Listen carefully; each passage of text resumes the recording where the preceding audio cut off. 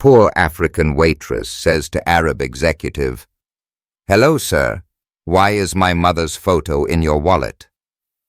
In a quiet, upscale restaurant nestled in the heart of the city, a tired African waitress wipes her hands on her stained apron as she approaches a well-dressed Arab executive seated alone at a corner table. His white thobe gleams under the warm lights, and everything about him, from the gold cufflinks to the way he sips his coffee, radiates wealth and control. But nothing prepares him for what she says next. With a trembling voice and disbelief in her eyes, she stares at the photograph he's just placed on the table beside his leather wallet and whispers, "Hello, sir. Why is my mother's photo in your wallet?" What unfolds next is a story so powerful, so unexpected, that it will make you question everything you thought you knew about fate, loss, and the ties that survive even after decades of silence. Stay with us, because the truth that comes out will leave you breathless. Subscribe now and turn on notifications for more emotional stories that will change the way you see the world. The rain had started suddenly that morning in Nairobi, a warm, steady downpour that turned the city's dust into mud and slowed the bustle of the capital to a tired rhythm. Inside Cafe Muna, the clinking of dishes and the soft hum of conversation were almost enough to drown out the storm. Almost. Amina wiped her hands on her apron and adjusted her ponytail. She'd been on her feet for 6 hours straight, but there was no time to complain. Rent was due, and her younger brother, Malik, had outgrown his school shoes. Again. She scanned the room, heading toward table 9, where a new customer had just sat down. He didn't look like the usual crowd. Amina slowed her steps. The man was tall, his posture impossibly straight, and he wore an elegant grey suit that seemed untouched by the weather.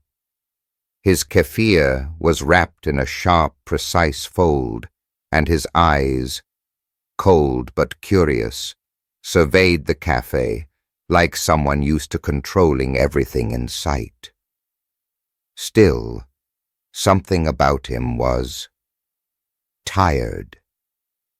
His gaze was distant, like his mind was somewhere far away. He glanced down at a photo in his hand before slipping it into his wallet, then placed the wallet on the table next to his phone. Amina approached. "Good morning, sir," she said, trying to keep her voice bright. "What can I get you?" He looked up. His expression didn't change, but something flickered in his eyes. Surprise, maybe. "Coffee," he said simply. "Black." She nodded and turned away, but the glint of the photo in his wallet stayed in her mind. Something about it had grabbed her. She didn't mean to look, didn't plan to pause. But as she stepped past the table again with another order, her eyes dropped to the open wallet. And her world stopped. There it was. A photograph, worn and faded but unmistakable. A woman with deep brown eyes, high cheekbones, and a gold necklace shaped like the crescent moon. Amina's breath caught. It was her mother. The same woman who had disappeared 15 years ago without a trace. The same face Amina had only known through an old framed photo in their one-bedroom apartment. She froze mid-step. "I'm sorry," she said, voice trembling. "Sir, why do you have a photo of my mother in your wallet?" The cafe went silent around her. The man's head turned slowly. For a second, he looked at her as if she had spoken a foreign language. Then his eyes narrowed, and he leaned forward, as if inspecting her more closely. "What did you say?" he asked, voice low. Amina glanced down, as if afraid to say it again, but she did. "That photo in your wallet, that woman, it's my mother. Why do you have her picture?" The man looked pale now. He reached slowly for the wallet and pulled the photo back out. He studied it, then looked at her again, longer this time. "What's your name?" he asked. "Amina. Amina Kamau." He closed his eyes for a long moment, then stood. His hands trembled slightly, though he hid it well. "You need to come with me," he said. "Right now." Amina stepped back. "What?" "No, I can't just leave. I work here. You need to see something," he interrupted. "There are things about your mother, things I never meant to reveal, but it's time." "Who are you?" she whispered. The man stared at her for what felt like an eternity. Then he spoke a name she hadn't heard in years. Zara. Amina's heart skipped. That was her mother's real name, a name only a few people knew. "I knew her," he said, "and if I'm right, she may not be as far away as you think." Amina hesitated outside the cafe, her apron still on, her hands shaking. She hadn't even asked for permission to leave. Her manager yelled something behind her, but the words barely registered. The man, the Arab executive, had simply said, "Trust me," and started walking. And for some reason, her feet followed. The black car waiting at the curb was sleek and tinted, with a driver already holding the back door open. Amina hesitated once more, staring into the dim interior. "I don't even know your name," she said. He looked at her with a strange calm. "My name is Khalid Al-Salim. I run Al-Salim International. Dubai, Riyadh, Geneva. But that's not important right now." It was impossible. She had heard of Al-Salim International. Even in Nairobi, the name carried power. Business articles, news segments, philanthropy events. But the man standing in front of her wasn't just a headline anymore. He was real, and he had a photo of her mother. They drove in silence. Khalid sat stiffly beside her, the photo clutched in one hand. His thumb brushed the edges again and again, like he couldn't believe it was happening. Amina didn't speak. She stared at the rain sliding down the windows, her heart thudding against her ribs. Finally, she found her voice. "My mother disappeared when I was 5.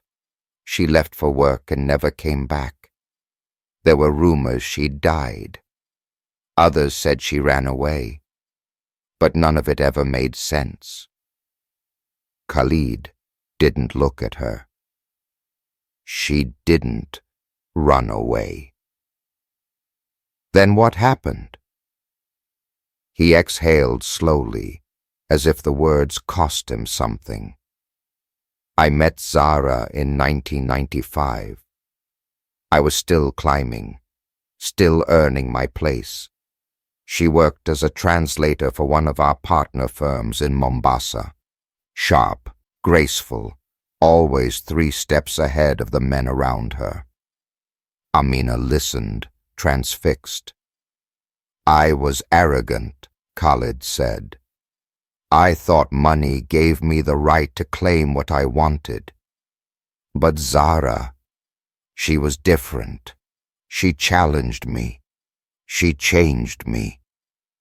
A pause.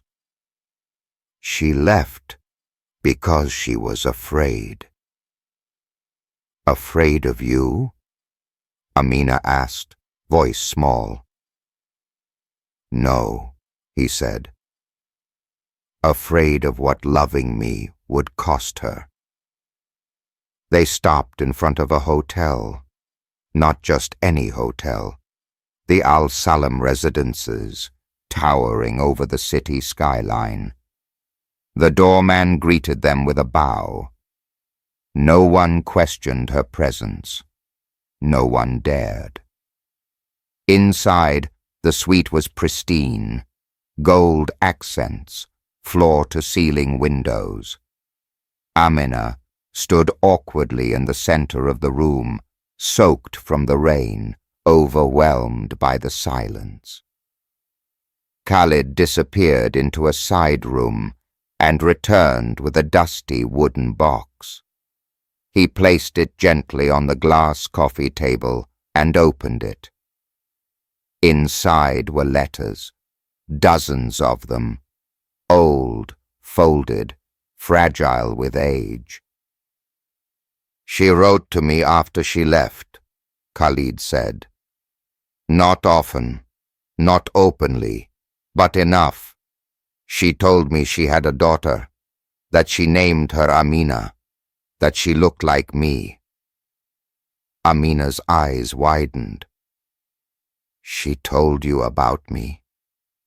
He nodded. But then, one day, the letters stopped. He handed her the last one. It was dated over 15 years ago. With trembling fingers, Amina opened it. My dearest Khalid, if this is the last time I ever write you, please know that I never stopped loving you. But they are watching me, and I can't risk them finding Amina. If anything happens to me, promise me you'll find her. The letter ended there. No signature. Just a smudge where the ink had blurred. Amina covered her mouth. Her chest felt tight, like the breath had been stolen from her lungs. She knew something, Khalid whispered. She was being hunted. And now, after all these years, you walked into my life with her eyes. And I knew. Amina sat down, overwhelmed. Do you think she's still alive? She asked. Khalid looked out the window, his face unreadable. I don't know, he said, but I intend to find out. The suite was silent, except for the sound of the rain tapping softly against the windows. Amina sat on the velvet couch, the old letter still in her hands, while Khalid stood a few feet away, his back to her, staring out over Nairobi's skyline. She had so many questions she didn't know where to begin. Her mother, the letters, the mysterious threat, and Khalid, this powerful man who had somehow been tied to her mother's life and now, impossibly, to hers. Why didn't you ever come looking for me? She asked softly. Khalid turned slowly. His expression was heavy, tired. "I tried," he said, "but Zara made sure no one could find you. She changed your names, moved you to another part of the country. She even used fake documents to start a new life. And then she vanished." Amina looked down at the paper again. She knew they were watching her. Who was watching her? Khalid hesitated. She uncovered something. A contract between our company and a government client. Illegal money, human trafficking. She was translating internal documents and realized what she had stumbled into. When she brought it to me, I told her I would fix it. Amina raised her eyes. "Did you?" "I tried," he said again. "But I wasn't as powerful then. I was still climbing the ladder. When she went public with what she knew, everything exploded. She was threatened, and then she disappeared." Amina's voice was barely audible. "So she didn't leave me because she wanted to?" "No," Khalid said, his voice cracking. "She left to protect you." Amina covered her mouth. All these years, she had believed the worst. That her mother had abandoned her, chosen something else, someone else. But the truth was so much harder to accept. She didn't leave me. She saved me. Khalid sat down across from her. "You need to understand something, Amina. Zahra didn't just protect you. She hid you so well that the people after her couldn't find you. And now that you've surfaced..." He didn't finish the thought. Amina narrowed her eyes. "You think they'll come after me?" "I don't know," he admitted. "But when someone has secrets worth killing for, they don't forget." Just then a knock sounded at the door. Khalid rose instantly, motioning for Amina to stay back.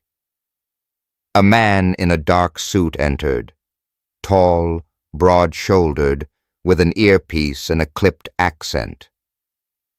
"Sir," he said, "there's movement on the East Bank property. Cameras picked up a vehicle circling the gates for the past 10 minutes. Khalid nodded tightly. "Heightened security. Double the shifts." "Yes, sir." The man left as quickly as he had arrived.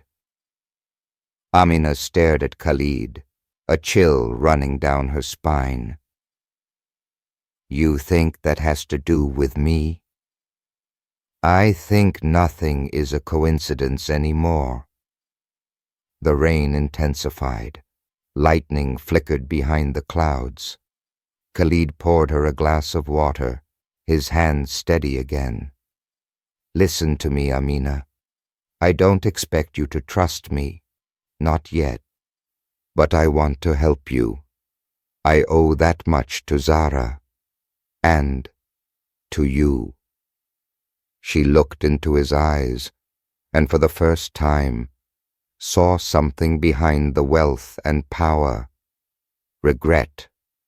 Real, raw, and impossible to fake. "Why are you helping me now?" she asked. "After all these years." Khalid was quiet for a moment. Then he said, "Because the past doesn't stay buried forever. And because I never stopped loving your mother." Amina's throat tightened. He added softly, "And if there's a chance, even the smallest chance, that she's alive, I need to know. We both do. Amina looked down at the letter again. Zara's final words burned in her memory. If anything happens to me, promise me you'll find her. And now, fate had brought her straight to the one man who might actually keep that promise. Outside, the thunder rolled closer. Inside, something new stirred. Amina stood slowly. Then let's find her. Khalid met her gaze and gave a single nod. Tomorrow, he said, we go to Mombasa, where it all began. The journey to Mombasa took only an hour by Khalid's private jet, but for Amina, it felt like entering a memory that was never fully hers. She hadn't been back to the coast since her mother disappeared. Everything looked the same. The swaying palms, the scent of salt in the air, the sound of the waves rolling endlessly toward the shore. And yet everything felt like a ghost. Khalid had arranged for a private car to meet them at the small airport. His security detail traveled in a second vehicle, always a few lengths behind. Amina sat in the front seat, silent, eyes fixed on the passing landscape. Where are we going exactly? She asked. Khalid's voice was low. To the house where your mother last lived. Amina's breath caught. You knew where she was? I didn't. Not until I traced the last letter she sent me. The postmark was from a small town outside Mombasa. I hired a private investigator back then, but by the time he found the house, she was gone. And you never told anyone? I couldn't, Khalid said. If the people watching her had known I was involved, it would have put her and you in greater danger. The car turned off the main road onto a narrow path, overgrown and almost hidden by wild brush. After a few minutes, they pulled up in front of a weathered house surrounded by trees. It wasn't grand, but it stood strong, the sea just beyond the backyard. Amina stepped out of the car, her heart pounding. The front door creaked open with a push. Dust floated in the sunlight, like memories made visible. The furniture was still there. A modest table, 2 chairs, a bookshelf with torn spines, a faded rug. She ran her fingers along the edge of the kitchen counter, then stopped suddenly. There, taped to the underside of a drawer, was a plastic envelope. Khalid noticed her freeze. What is it? Amina gently pulled it out. Inside was a photograph, a younger version of Zara, holding a baby Amina in her arms. Her smile was wide, her eyes filled with something fierce and protective. Behind the photo was a single sheet of paper. Amina unfolded it. If anyone finds this, I know they'll be coming for her next. Protect her. Tell her the truth, that I never stopped fighting, that I didn't disappear. I was silenced. The final line sent chills down Amina's spine. There's a second key. It opens the safe in room 6 at the old resort. Everything is there. Names, proof, the truth. Amina looked up. Do you know what resort she meant? Khalid's expression darkened. Yes, I do. He explained on the drive back. The Coral Bay Resort, an abandoned luxury hotel once owned by a shell corporation. The place had been a front for criminal operations 2 decades ago.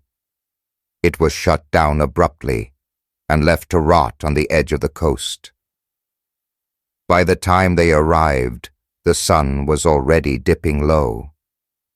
The once beautiful resort stood like a skeleton against the sky.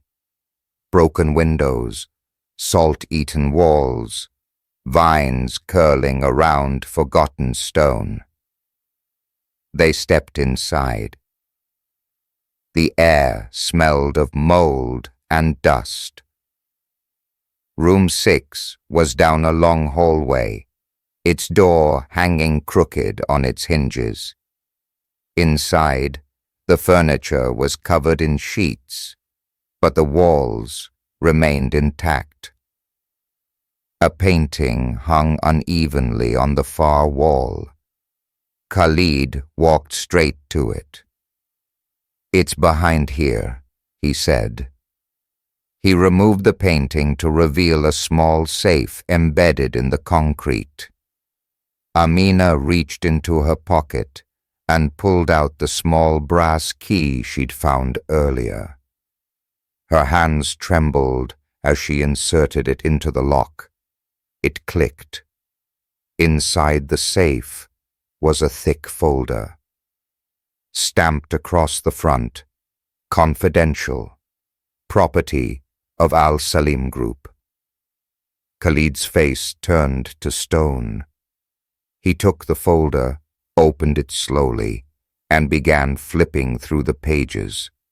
His lips moved as he read names, dates, contracts, signatures.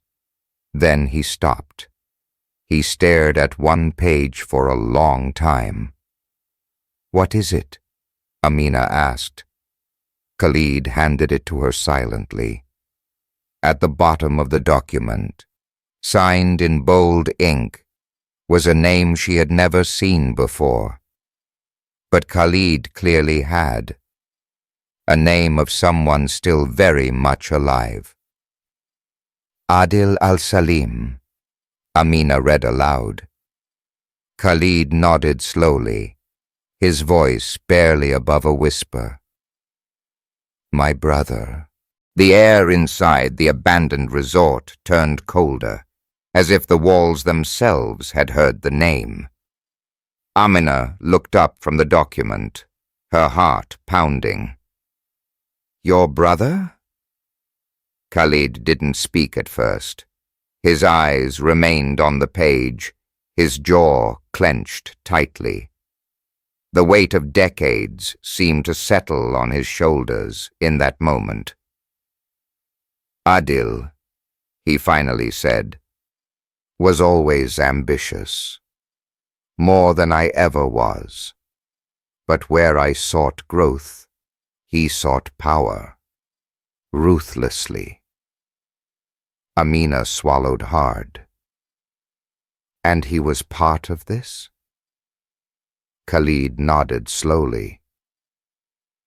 "This document, it proves he authorized the funding for Zara's surveillance. It has his signature. He knew about the operation. He knew she was a threat. And he wanted her silenced." Amina felt sick. Her mother had been hunted by a man from the very family now offering her help. The irony was crushing. "But why would he go that far?" she asked. "Why was my mother such a threat to him?" Khalid stepped away, pacing the dusty floor, the folder clutched in one hand. "Because Zara discovered more than just corruption. She uncovered something that would have destroyed our entire family empire. Hidden accounts, illegal arms contracts, all traced back to him." He turned toward Amina. "And he knew I loved her." Amina's breath caught. So he set her up? She asked. He used the company, the power, everything, to eliminate her. Khalid's voice was low and sharp. Yes. He saw her as a threat to the legacy, to the fortune, to me. Thunder cracked in the distance. The old windows trembled. Amina sat down, her hands trembling. We have to do something with this. Expose him. Tell the authorities. I will, Khalid said. But not from here. We need to get back to Nairobi, secure this evidence, and plan the next step carefully. Adil has allies, people loyal to his money, not the truth. They packed the documents carefully, placing them in a waterproof case Khalid's security had brought along. As they exited the resort, the night wind howled through the broken corridors like a warning. Outside, the cars were waiting. Khalid's guards were alert, speaking rapidly into their radios. Sir, one of them said, we picked up chatter. Unknown voices intercepted our travel signal. Someone knows you're here. Khalid's eyes narrowed. How long until Wheels Up? 20 minutes. We leave now, he ordered. The drive back to the airstrip was tense.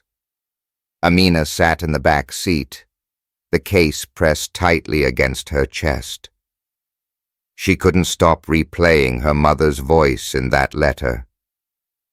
If anything happens to me, protect her. The road narrowed as they turned onto the access path leading to the private jet. That's when the first shot rang out. The windshield cracked. Down, Khalid shouted, grabbing Amina and pulling her to the floor. The SUV behind them skidded to a stop, security men jumping out, weapons drawn. Shadows moved in the jungle on both sides.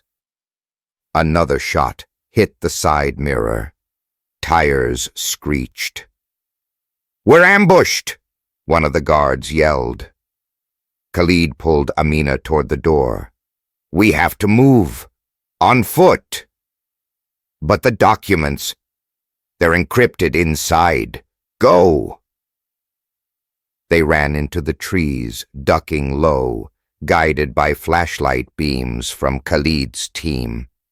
The shouts of their attackers echoed behind them. Not random criminals, professionals, hired, trained. Amina's lungs burned as they sprinted through the underbrush, the sounds of footsteps gaining behind them.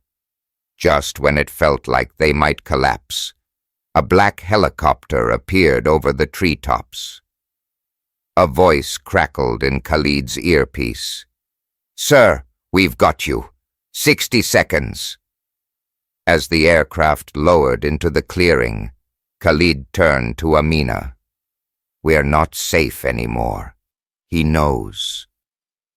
Adil, she whispered. Khalid nodded grimly. And now he knows we have proof. They boarded quickly, the wind whipping around them, blades slicing the night air. As the helicopter rose, Amina looked down at the jungle disappearing below. Everything had changed. She'd started the week as a waitress, serving coffee to strangers.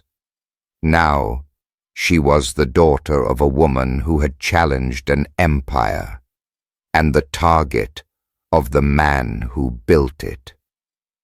She looked at Khalid, who sat beside her, face grim but determined. We have the truth, he said, and now We bring it to the world. The helicopter landed quietly on the private rooftop helipad of Khalid's Nairobi penthouse. Security closed in immediately, sweeping the area, checking blind spots, scanning for trackers. Amina followed Khalid inside, her hands still gripping the secure case that held the documents capable of tearing his family's empire apart.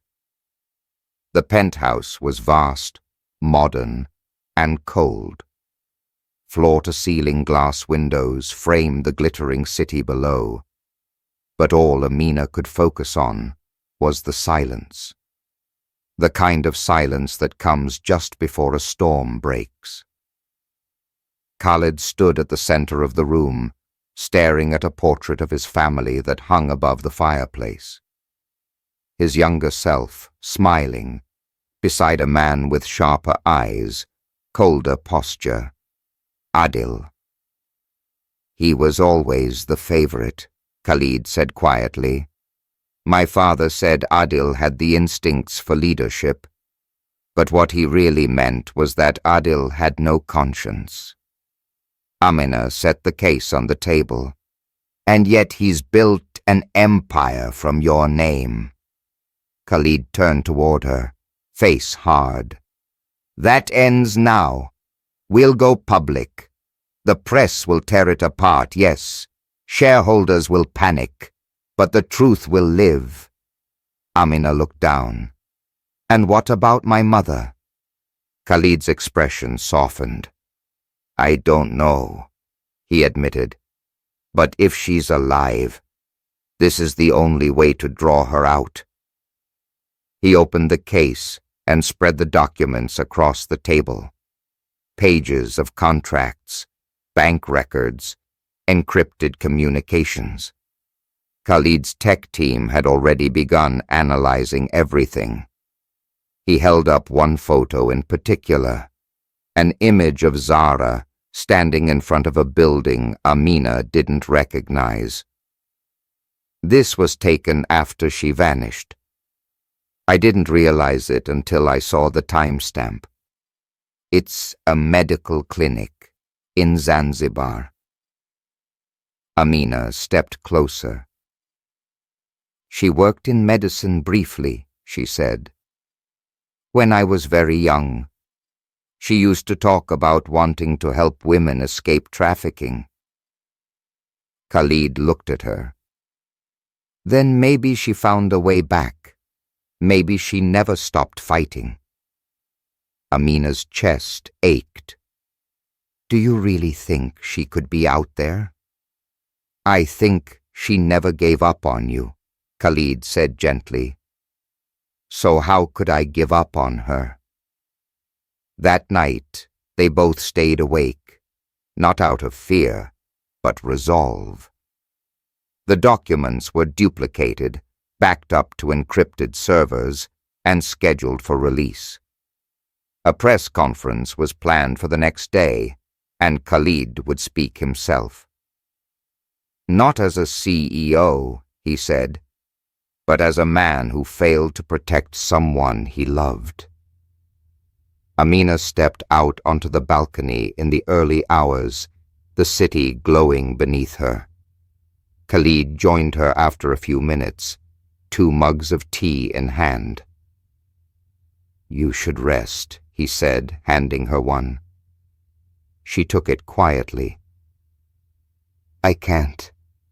Every time I close my eyes, I see her running.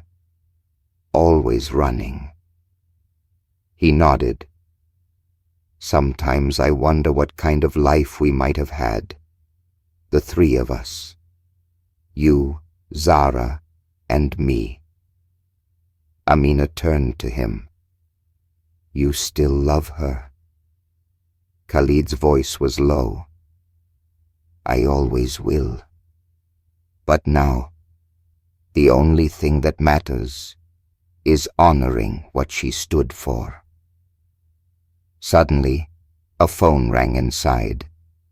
Khalid rushed in to answer. His expression changed as he listened.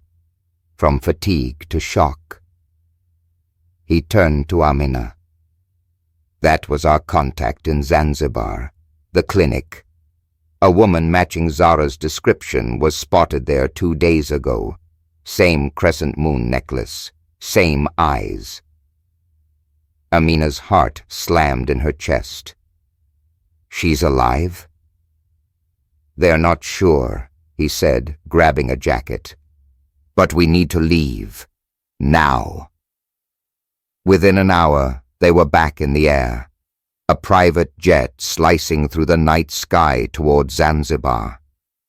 Amina stared out the window, her reflection flickering against the glass, heart racing.